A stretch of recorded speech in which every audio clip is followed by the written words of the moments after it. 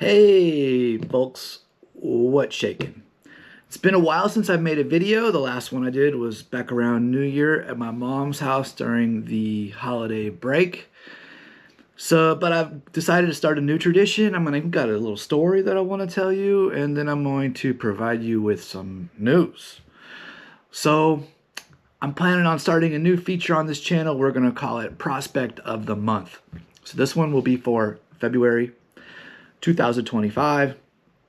And a lot of people who are flipping cards are going to say, duh, as soon as they see this. But my prospect of the month, my first prospect of the month is Cooper Flagg, the phenomenal college basketball player at Duke University. I showed a 10-card submission that I sent to PSA. That was the last one that I've sent from my mother's house in early January. And then I had the 20-card submission of the first card. I only have 1, 2, 3, 4, 5, 6, 7 left. I've got 3 9s and 17 10s out of the order, and I broke even on the 9s, and I made about $45, $50 profit on the 10s, although I still have more left. And then yesterday, my friendly FedEx delivery driver brought me my 20-pack of the second. These are Bowman Now cards that you buy at Topps.com. And if it's something that I like, I'll buy the 20-pack, get them graded, and then flip the cards graded.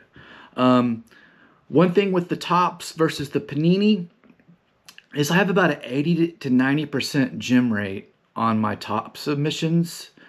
They're just produced a lot. The quality control is so much better.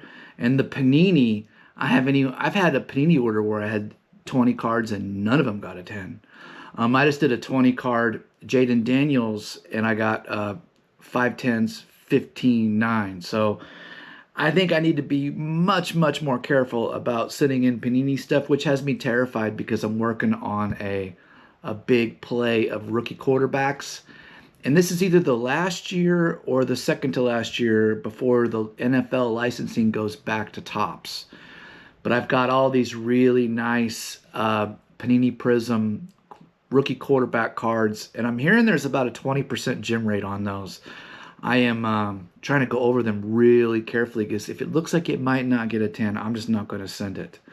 I typically will double my money or better on the 10s, and on my 9s, I usually break even or lose about 10%. Okay, so it's kind of a numbers game, and the better you are at looking at cards and evaluating them, the more profitable you'll be.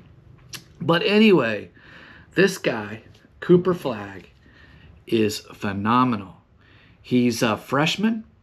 He's going to be the #1 pick in the NBA draft this summer. I would be shocked if somebody is picked over him. He's probably going to go to a really bad team like the Washington Wizards or something like that, and we'll see what he can do.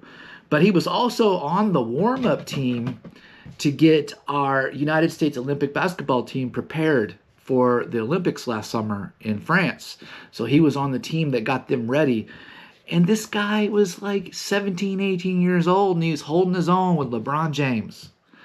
I think that, Victor Wembanyama is the #1 prospect in the NBA. This is his second year, and I have a feeling that Cooper Flagg is going to be up to that level. I'm selling these bulk orders. What I've been doing is I might be a bit slow. I'm not quite sure. I'd like to hear what you think, but I've been just selling one of each of these, and I have it scheduled for an eBay auction to end about an hour or two after their game.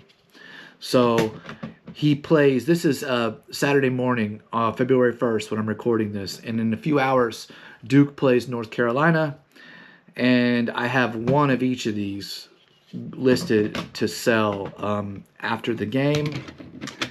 I'm obviously going to run out of these after about 7 games. I did keep one 10 just to hold on to forever.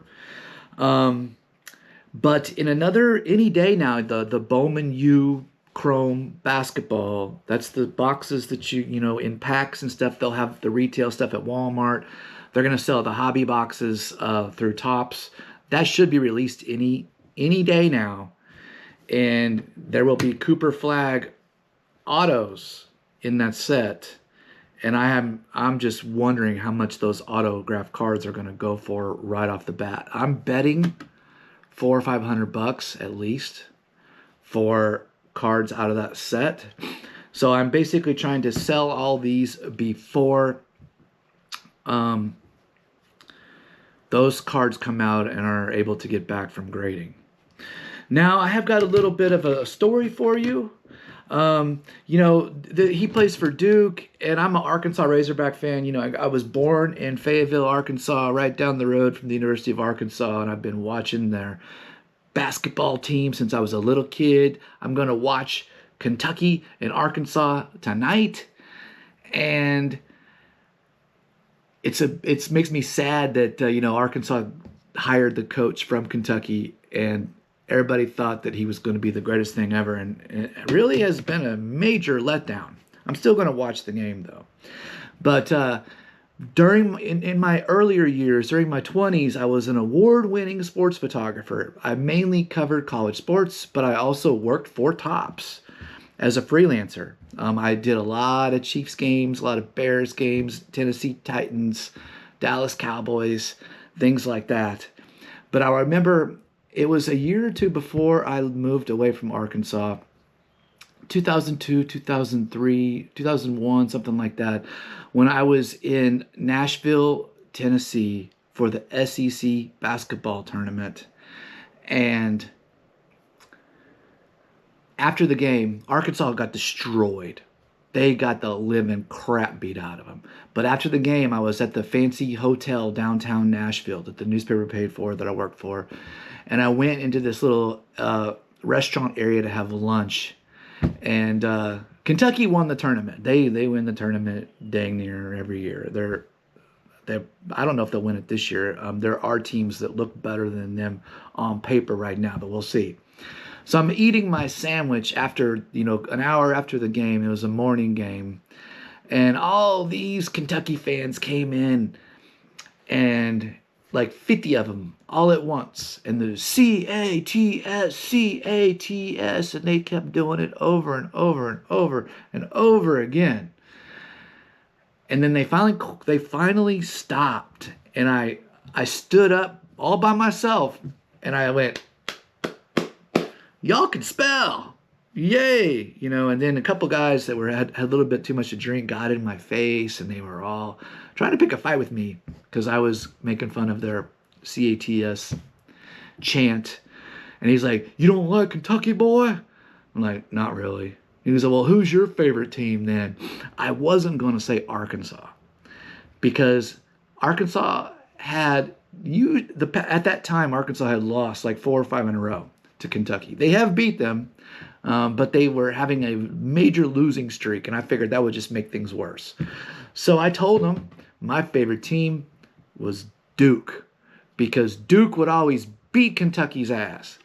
And that shut them up real quick. So anyway, I've got a little announcement to make. I gave my notice at my teaching job about 10 days ago.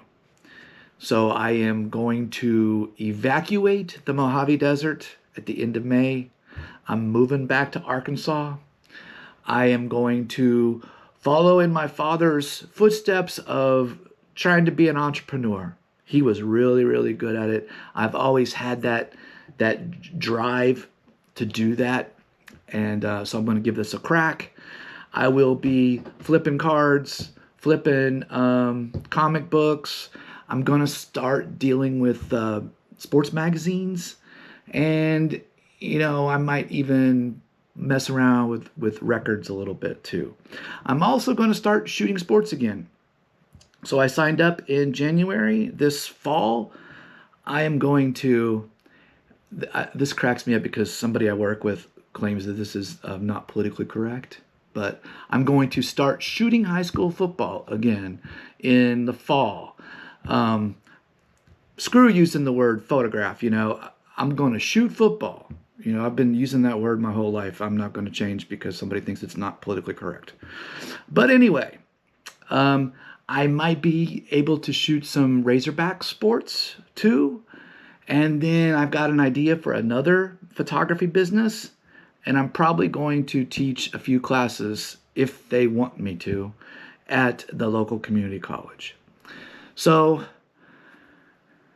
that's it for my prospect of the month. I have an idea for who will be the March prospect of the month, which is going to probably be one that nobody really knows much about, or very few people do, in comparison to Cooper Flagg, who is getting a lot of positive press. A lot of positive press. If you are wanting to invest in Cooper Flagg, I think that when this Bowman U Chrome basketball set comes out sometime, I would bet within a week, that after about a month, the prices should start cooling off for a little bit. Typically, it's whoever's first to the market gets the most, and then the prices will mellow out about a month or two later, and then that might be a good time to invest. I've got that other 10-pack coming in probably in a month or so, and I will probably try to have all those sold before the end of March Madness. All right, everybody. Hope you're doing well. If you're one of my friends in Arkansas, I look forward to seeing you after I move base. The West will always be my favorite part of the world. I will definitely be back, but I'm not going to miss these sweltering 120-degree days after day after day after day after day from August till November. I am thankful that I will not do that again. And have a great day. Peace.